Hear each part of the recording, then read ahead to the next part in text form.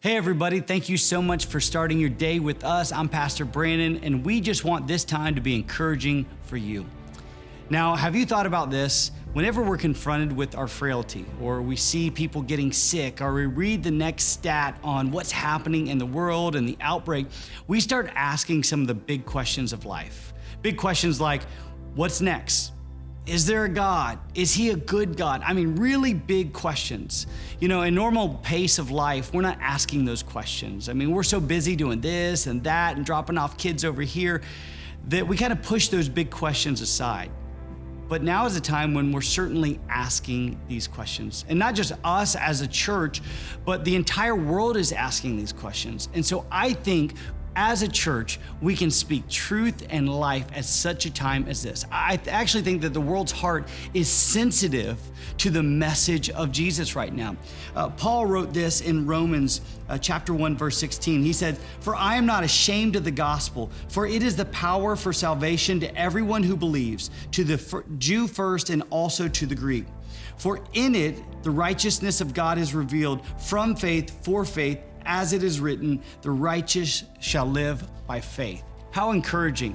So the power of God in verbal form is the gospel. So when people are asking these questions about, is there a God? Is he good? What's next? The church has been entrusted with this message, the gospel. And what a time for us to preach and share the gospel as right now. I'm reminded of a famous pastor. His name is Charles Spurgeon.